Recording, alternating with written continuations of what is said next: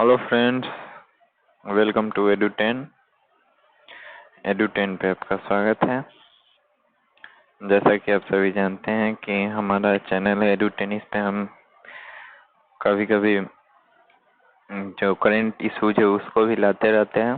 तो आज के जैसा कि आपने हमारा थंबनेल देखा होगा, इलेक्टोरल बॉन्ड के बारे में हमारा थंबनेल है। तो आइए जानते हैं इलेक्टोरल बॉन्ड होता क्या है, क्यों है विवादों में, आखिर क्यों है चर्चा में, क्या दिक्कत हुई है कि आज एक सुप्रीम कोर्ट में एक पीआईएल दायर की गई जिसमें कहा गया कि इन इलेक्टोरल बॉन्ड पर रोक लगाई जाए। आखिर क्यों रोक लगाने के लिए जो भी कार्यकर्ता हैं और रोक लगाने के लिए मांग कर रहे हैं। तो आइए इसके बारे में आगे जानते हैं।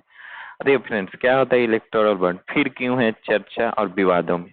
अब देखिए क्या हुआ कि जो बीजेपी की सरकार है, इसने 2018 में एक बॉन्ड की शुरुआत की। इसमें क्या कहा उन्होंने कि इससे राजनीतिक पार्टी को जो भी फंड मिलेगा उसमें पारदर्शिता बढ़ेगी, साफ सुथरा राजनीतिक पार्टी को धन मिलेगा। अब देखिए, आप एक बात तो जानते ही होंगे कि जो भी राजनीतिक पार्टियां चुनाव लड़ती हैं वो कहीं से न कहीं से उनको चंदा मिलता है, ठीक है। अब इस चंदे के लिए उन्होंने क्या किया, एक बॉन्ड शुरू किया। अब देखिए इसमें क्या था कि जो कोई भी आदमी या कॉरपोरेट या संस्था बॉन्ड खरीद कर राजनीतिक दलों को क्या करेगी, चंदा के रूप में दे सकती है। अब मान लीजिए कि जैसे हम कोई बॉन्ड खरीद लें और हम ले जाकर क्या किए, राजनीतिक दल को दे दिए। अब वो दल क्या करेगी, इस बॉन्ड को भजाएगी और कैसे कोई, समझ लीजिए कि डिमांड ड्राफ्ट है, उसको ले जाकर हम कहीं जमा करते हैं तो उसके बदले में हमको क्या मिलता है, पैसा मिलता है। इसी तरह क्या करेंगे, राजनीतिक दल को देंगे तो उनको क्या मिलेगा, पैसा। मान लीजिए कि मैं कोई आदमी हूँ, मैंने एक बॉन्ड खरीद लिया। अब इसे मैंने ले जाकर के, बॉन्ड का कुछ नंबर होगा, उसे मैंने बीजेपी या कांग्रेस या बसपा या जदयू के साइट पे गया और उस बॉन्ड का नंबर डाल दिया। अब वो बॉन्ड जितने का भी होगा उतना रुपए बीजेपी के या जदयू के या कांग्रेस पार्टी के अकाउंट में उतना रुपए चला जाएगा। तो ये बॉन्ड आप समझ गए क्या है, इलेक्टोरल बॉन्ड, ठीक है। अब आगे बढ़ते हैं। असली में खूबी क्या है इलेक्टोरल बॉन्ड का, इसमें देखिए विरोध का एक ही कारण है कि इसमें जो भी डोनर है उसका पहचान छुपाया जा रहा है। मतलब किसी को नहीं बताया जा रहा है कि मान लीजिए जैसे हम, मैंने 1 करोड़ रुपए का बॉन्ड खरीदा और बीजेपी या कांग्रेस को दिया। तो देखिए अब कांग्रेस जो है उसने 1 करोड़ रुपए का चंदा ले लिया हमसे, लेकिन अगर कोई आदमी है जो आरटीआई लगा करके मांग रहा है कि हम आप जो चंदा लिए 1 करोड़ रुपए, ये किसके द्वारा दिया गया है, कहाँ से दिया गया। अब देखिए, अब एक यहाँ दिक्कत ये हो जाती है कि आरटीआई के अंदर में, दायरे में कोई भी राजनीतिक पार्टियां नहीं आती। जैसे मान लीजिए कि बीजेपी अभी राजनीतिक पार्टी है, अब उनको किसी ने चंदा दिया और उनकी ही सरकार है, तो अगर आप उनसे आरटीआई लगाएंगे तो इसका यही जवाब देंगे कि हम लोग आरटीआई के दायरे में नहीं आते। तो आप बोलेंगे आप तो सरकार है, तो बोलेंगे हाँ सरकारी काम से कोई भी आपको आरटीआई लगानी है, जैसे कोई भी गृह मंत्रालय की बात पूछना है या सड़क निर्माण परिवहन मंत्रालय के बारे में पूछना है तो आप पूछ सकते हैं। लेकिन बीजेपी पार्टी का स्पेसिफिक चीज आप आरटीआई से नहीं पूछ सकते। अब देखिए इसमें क्या है, कोई भी डोनर अपना पहचान छुपाएगा और state of bank of India से 1 करोड़ रुपया तक का इलेक्टोरल बॉन्ड खरीद सकता है। कितना तक, 1 करोड़ तक। और उसके बाद उसको राजनीतिक दल को अपने चंदा के रूप में दे सकता है। इसमें क्या है कि जो भी दान करता है, जो भी देने वाला है, उसका पहचान किसी को नहीं बताया जाएगा, वो गुप्त रखा जाएगा। अब देखिए यही मेन कारण है विरोध का। अब मान लीजिए जैसे पहचान गुप्त रखा जाएगा, तो हम मान लीजिए 1 करोड़ रुपए किसी को चंदा दिए, तो कोई कॉर्पोरेट घराना किसी को 1 करोड़ काहे चंदा देगा। मान लीजिए कोई बिजनेसमैन है, वो किसी को 1 करोड़ रुपए काहे चंदा देगा, वो तो चाहेगा कि अगर हम 1 करोड़ दिए तो इसे 5 करोड़ कमाए। लोगों के भी मन में यही विचार है, मेरे बात नहीं है, सबको यही बात कह रहा है, मेरे अपने विचार नहीं है।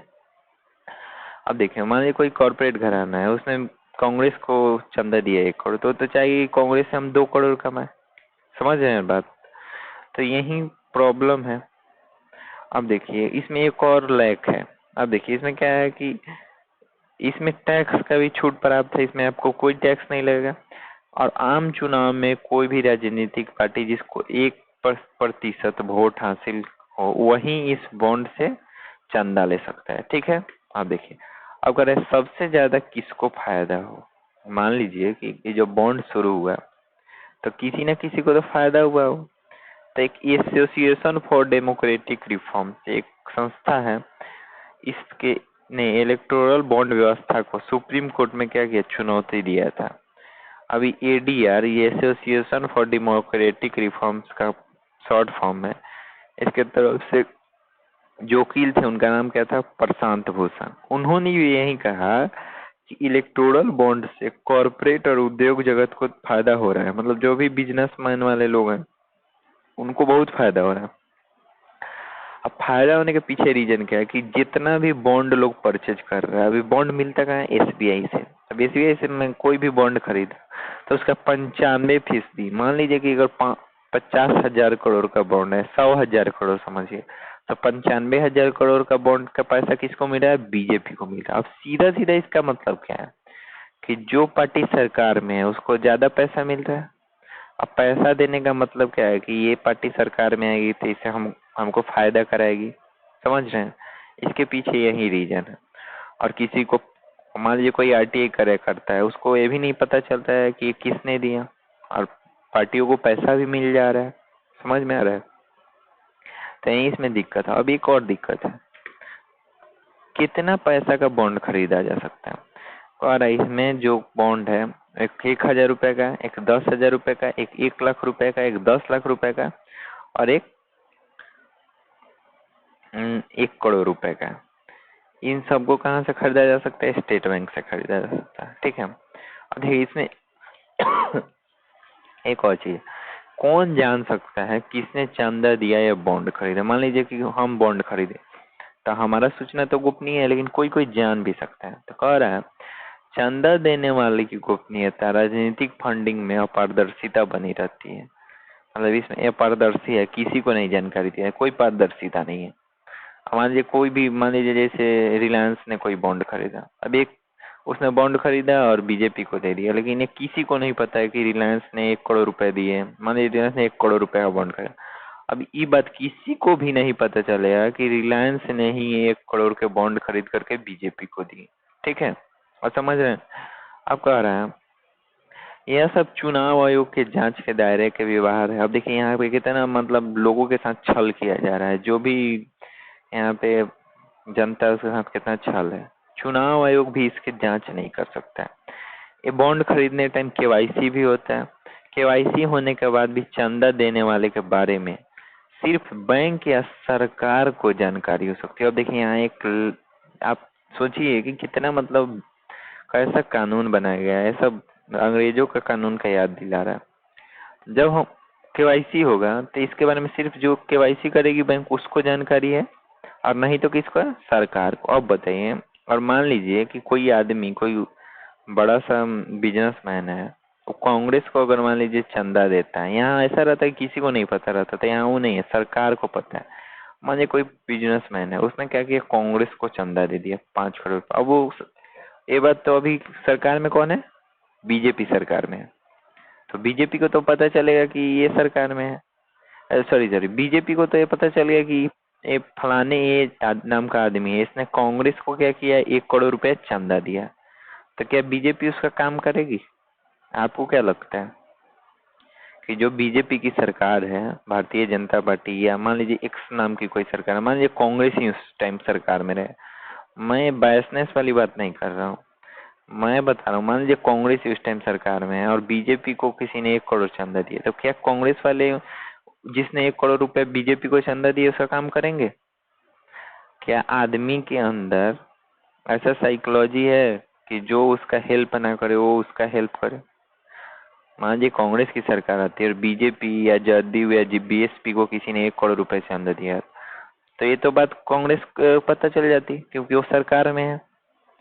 तो क्या वो उनका हेल्प करती उस बिजनेसमैन का? नहीं करती। आप भी इस बात से सहमत रखते हैं? देखिए तो यहीं पे गलती है। मान लीजिए कि अगर आपने कांग्रेस को चंदा दिया तो अभी सरकार में कौन है, बीजेपी, तो बीजेपी को पता चल गया कि आपने कांग्रेस को इतने रुपए चंदा दिए।